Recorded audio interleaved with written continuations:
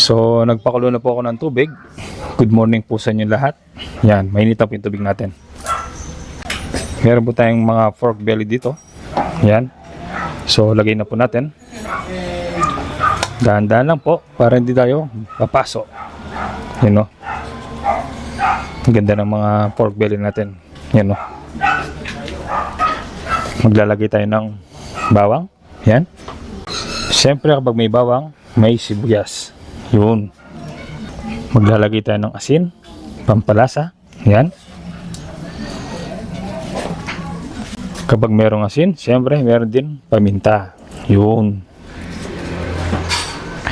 So gagawin natin yan. Takpan. Pakuluan. Simmer ng 30 minutes or hanggang lumambot na po ang ating pork belly. So ayan, balikan po natin mamaya. Yan, balikan na po natin after 30 minutes. So yan, panigurado, malambot na po yan. So gagawin natin yan, hanguin natin. Yan, set aside natin. Tapos air dry natin mamaya. Tapos tatlong option nyo. Either prituhin nyo sila, ihaw, or pwede rin sa yung air fryer. Yun. Yan. So yan, tabi mo natin sila. Balik po tayo mamaya. So habang naghihintay po tayo, pinapa-air dry yung ating mga manok, I mean yung mga pork belly, pakita ko lang po kung paano ikat itong ating sibuyas. So iniwan ko po itong pinakabuho niya. Yan. So cut natin pa ganyan. Yan. Yung cut na yan, pang sisig po. Diba, napakadali lang po. Yung iba kinakat pa rito. Yan, bagay yan. Tapos pahalang naman.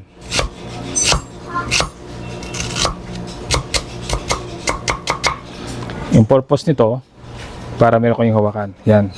Ready na ang pangsisig natin. Yan. Diba? Ganda tignan. Sana meron po kayong natutuhan sa simpleng video na to. Okay, salamat po. Gagamit din tayo ng green chili. So, ganyan lang po yung hiwa niya. Diba? Napakasimple lang. Yan. Tabi natin. Tapos sa red chili naman, nasa inyo kung gusto nyo medyo manghang. Kung gusto nyo medyo manghang, maliit po ang hiwa. Kung gusto nyo namang hindi masyado manghang, medyo malaki ang hiwa para visible at maiwasan ng mga ayaw sa sili. Yan. Okay? Ayan, next step po natin, gagamit po tayo ng air fryer. Yan. Gaya na sinabi ko kanina, pwede nyong iprito, pwede nyong ihawin, or pwede rin sa air fryer. Yan.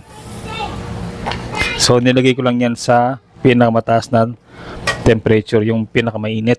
Okay? Tapos every 10 minutes, tingnan nyo po kung brown na po ang ating pork belly. Yan. Isado na po natin.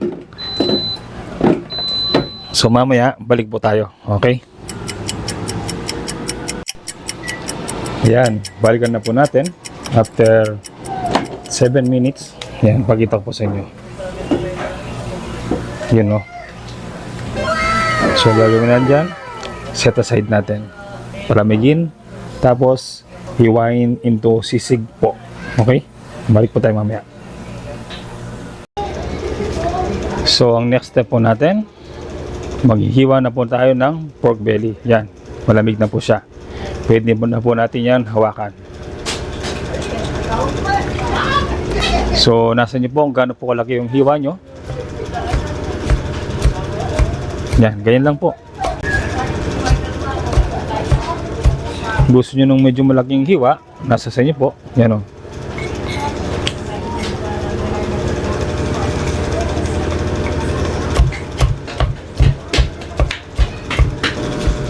Make sure yung kutsilyo nyo matalas po para hindi po kayo mahirapan maghiwa or magdurog or mag-chop ng mga ingredients nyo. Yan o. Sarap ito. Sarap pa pag nito. Grabe. Ito pa. Yan. Ayan siya na po sa ingay. Yan. So kapag nahiwa nyo na po lahat, ilipat po natin sa isang lalagyan at timplahin po natin. Okay? Balik po tayo. So ito, meron tayong mixing bowl na medyo malaki. Yan, sakto po yan. Lagay po natin tong ating sisig. I mean yung pork belly na ginayat natin kanina. Yan. Gagamit din tayo ng ganito. Itong Pure Foods sisig. Yan. Hindi po yung sponsor. Nung nasa Dubai po ako, yan po yung ginagamit kong sisig. Yan. Minimix ko lang siya sa mga regular na karne. Gaya ng pork belly.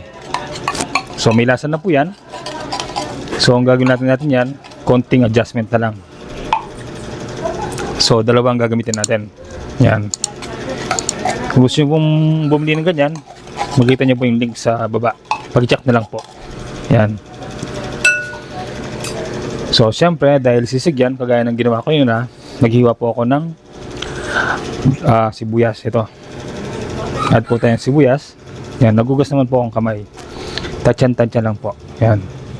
Meron din tayong siling green para may ibang kulay. Siyempre meron din tayong siling pula or yung labuyo. Lagay tayo ng asin. Konti lang muna. Adjust na lang tayo mamaya. Konting paminta. Konti lang po kasi may lasa na po yung Pure Foods sisig. Yan. Maglalagay ako ng konting mayonnaise. So nasa inyo po kung ayaw nyo po ganyan. Konti lang po. Yan. Mayonnaise from Lady's Choice. Konting liquid seasoning from Knorr. Hindi po yan sponsor. Pero nasa link po yan sa baba. Siyempre hindi mawawala ang kalamansi. Pampaasim. Yan. Tansya-tansya lang po. Kung gusto nyo medyo maasim, kayo pong bahala. Kung gusto nyo sakto, maglagay po kayo ng paunti-unti. Para yung mga acidic or yung ayaw sa masyadong maasim, makapag-adjust naman. Or makain nila. Yan. Anyway, gagawa pa naman tayo ng sausawan mamaya. Yan, toyo mansi. So, gagawin natin yan. Hahaluin natin lang. Yan, no? Sarap. Halo-halo lang po yan. Tapos, ready na pong ilagay sa sizzling plate. Nung nasa Dubai po ako, yan po ang normaling ginagawa ko sa sisig ko. Tapos, hinahay namin sana sa trabaho. Gustong gusto naman po nila. So, sana masubukan niyo po itong aking gantong recipe. Kung sa tingin nyo, okay na po yan, tigman nyo po siya mamaya. Tapos mag-adjust na lang po kayo ng pampalasa ng halimbawa, yung asin, kalamansi, liquid seasoning, kayo pong bahala. Adjust nyo lang po. Adjust nyo po yan sa inyong preference or sa naayon sa panlasa nyo. Yan. Yan, pagkita ko lang po. Yan, napakasarap po. Panalo po yan. Yan, so, ihanda po natin yung sizzling plate natin. Tapos, serve natin yan. So, huwag niyong kalimutan yung toyo mansi, ha? Okay? Yan. Yan, super init ng ating cast iron. Okay? May konting mantika yan para iwas po tayo sa sunog ng butter. So, maglagay tayo ng butter. Yun. Sarap niyan. Grabe.